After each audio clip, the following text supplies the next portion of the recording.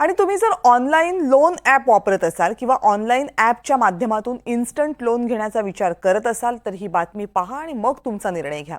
धाराशिवमधल्या ढोकी गावातील 200 ते 250 तरुण एका इन्स्टंट लोन कंपनीच्या कचाट्यात सापडलेत. या कंपनीनं क्रिसमसच्या काळात 1 रुपया 4 ते 5 हजार रुपयांच्या रिचार्जची ऑफर देऊ केली.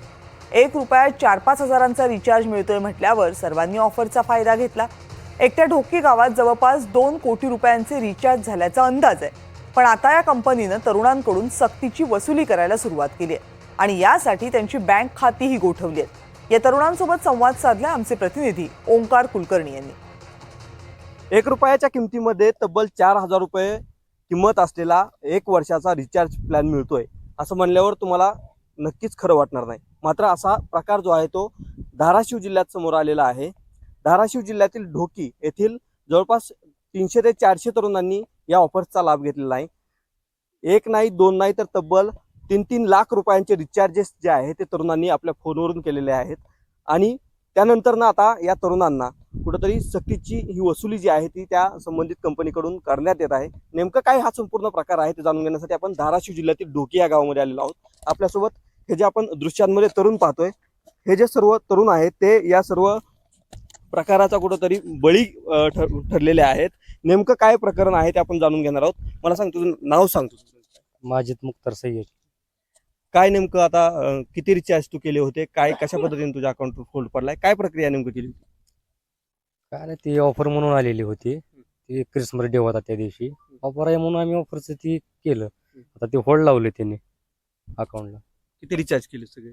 रिचार्ज कमीच केलेली पण ते होल्ड जास्त लावले त्यांनी. किती अमाऊंट किती आहे? 3 लाखाचं लावलंय होल्ड. तेवढं तर रिचार्ज नाहीत केलेली, व्याजासहित लावलेली. कधीची तारीख होती, नेमकं काय प्रक्रिया झाली होती आणि किती आता तुमचं काय आकडा आहे, किती रुपयांचं तुम्ही रिचार्ज? मला 1,95,000 रुपयाचं होल्ड. 1 रुपयामध्ये रिचार्ज कसं शक्य झालं हे आम्हाला बी भरोसा नव्हता, पण झालं ते रिचार्ज यशस्वीरित्या. आणि आता होल्ड का लावलं? बँकचा अधिकार नाही ना आमच्या व्यवहारातून, बँक खात्यातून आमचे 3,999 गेले नाहीत ना. मग बँकनं आमच्या खात्याला का होल्ड लावला? कुठल्या नियमाचं त्यांनी उल्लंघन केलं? सर्वस्वी जिम्मेदार ही बँक आहे. तुमचं काय नाव आहे, नेमकं काय सांगाल, नेमकं कशा पद्धतीने फसवणूक झाली सगळी? फसवणूक म्हणजे रिचार्ज मी मारलेले 3 आणि त्या 3 रिचार्जचे 9,200 काहीतरी मी पे केले. आणि पे केल्याचा मला व्हॉट्सअपवर PDF पाठवला त्यांनी. नंतर काल बघितलं तर काल 4-4.5 ला अजून पैसे अमाऊंट माझी कट झाली 5,500 रुपये. असं नेमकं आता काय तुम्ही अमाऊंट काही भरण्याचा प्रयत्न केला, काय केलं का परत? नाही, मी परत केलं ना ते. हो, केल्यानंतर मी लगेच परत बी केले, पेड बी केलं, तरी सुद्धा कटले नाही. हे आता काय प्रकार? अकाउंट होल्ड झालं म्हणजे हो. तरी पण? हो, तरी पण होल्ड झालं. जर पाहिलं तर नक्कीच कुठंतरी अत्यंत गंभीर असा प्रकार आहे असं म्हणता येईल. कुठंतरी सुरुवातीला जे आहे ते आम्हाला कुठंतरी या रिचार्जचं आमिष दाखवलं, कुठंतरी ऑफर आहे असं कुठंतरी सांगण्यात आलं, असं या आरोप जो आहे तो तरुणांनी केलेला आहे. आणि त्यानंतर आता ही जी वसुली आहे ती अत्यंत सक्तीने केली जाते. अकाउंट जे आहेत ते होल्ड केले जात आहेत. त्यामुळे आता आम्हाला कुठंतरी दाद मिळावी यासाठी आम्ही RBI कडे देखील दाद मागणार असल्याचं जे कुठेतरी तरुण हे जे आहेत ते सांगताना पाहायला मिळतात.